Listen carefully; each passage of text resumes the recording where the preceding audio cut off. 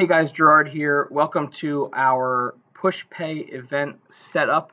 I'm just going to walk you through all the steps to create your own event in here, as well as collect money and all of the details you'll need to set up an event for anything going on at the church. So the first thing you're going to need to do is click Create New Event. And I'm going to create an event, our pickleball night that we're coming up with in June, so you'll get to see a live production of this as well. When you get to this first screen, you're going to have to think about your event kind of in the long run.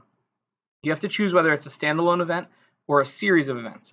A standalone event is when you've got one night, you've got one price, there's all of that kind of stuff there. The series of events are when you've got different types of registration you want to collect. The best example of that is our VBS, when we collect pre-K registration, elementary school, and middle school. So each of those are set as different things. The other time you would like to use that is if you're collecting for t-shirts or you're collecting for some other outside purchase. You're going to want to set up things called eventlets, which are those situations there. And then you have to choose whether it's a paid or a free event. So I'm going to continue on, and it asks for the event name, so Tower Hill Pickleball Night. And it's held in the US, it's US dollars, and we're going to set it to New York Eastern Time. And if there's no limit to the number of people that can go, you just leave that tickets available blank. We're going to come down here and set our date. It's June 8th, and I do use military time, so if it is a 7 to 10 event, it means we're going to go 1900 to 2200. And in this case, anyone can come. At this point, you have options to add additional details. So I'm going to add Kim Smith, who's our contact for this event. You can also add your description here. That's where all the information about the night will be listed.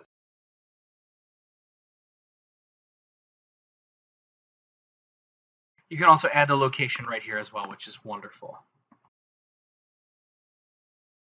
And once that's all done, you can hit save and continue. One thing I recommend doing before you move on is to go back into event details. For whatever reason, afterwards, it publishes a URL, and that's what you can put in for your events. If you'd like to shorten it, it uses just the title, but I end up taking it and just shortening it. So this would become pickleball.echurchevents.com.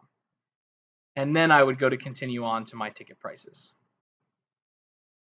Now, in this case, there's just one ticket price, but if you needed to do varying groups, if you needed to do a discount, or if you're encouraging an early bird sign up, you can do all of those choices here.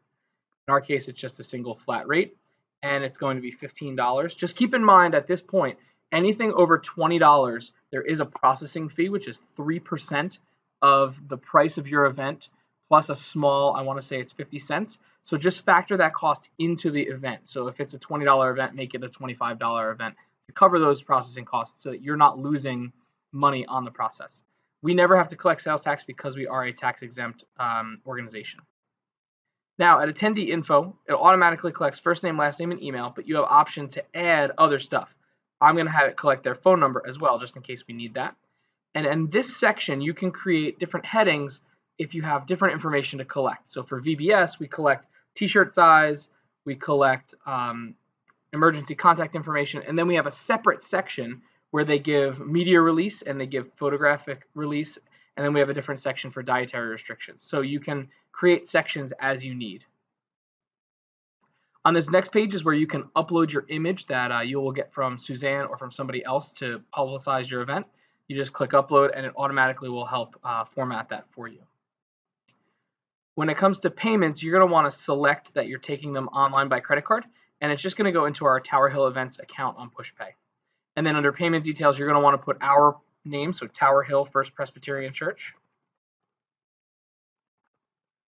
And you're going to put our organization email of 255, or our organizational location of 255 Harding Road in Red Bank, New Jersey, 07701. And then the same contact name on the event. So Kim Smith for this one.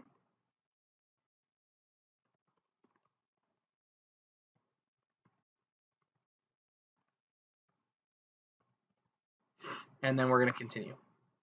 Now, under the terms and conditions, you have to create your own fine print policy.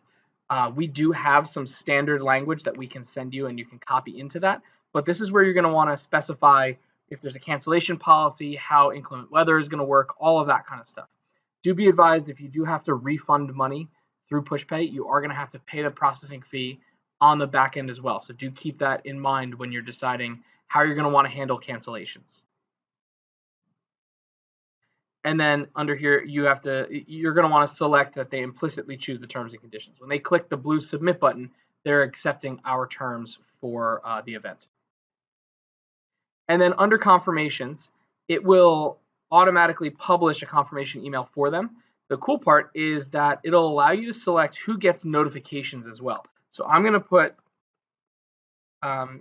Kim Smith in here so that anytime somebody signs up, she will get a notification saying somebody signed up for her event. The other advanced options are you can customize each of your emails. So this is an attendee confirmation. This is the email they would get if they canceled, and then this is an email they would get for their credit card confirmation. One thing I'd recommend is to look through this. Anything with the brackets around it, it will automatically publish for you. Anything else, you'll be able to adjust. One thing I would recommend changing is that it does say if you have any queries as a standard, I just changed that to questions for both the attendee cancellation and the attendee confirmation.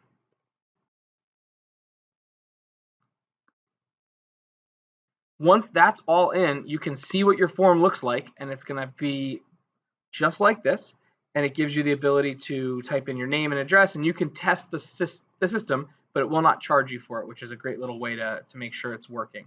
And then from there, you can publish it and go live. So this looks pretty good. I am going to publish this event, and now that is live, and there's the link that we've shortened, pickleball.echurchevents.com. You can go back in and edit that as well. On the event dashboard, it does tell you how many people have sold, and then I love this, it tells you how many sleeps until the event happens. If you have any questions, feel free to reach out to myself or to Suzanne Duffy or to Kim Simbinos, and we will be able to help you from there. Have a great day, guys.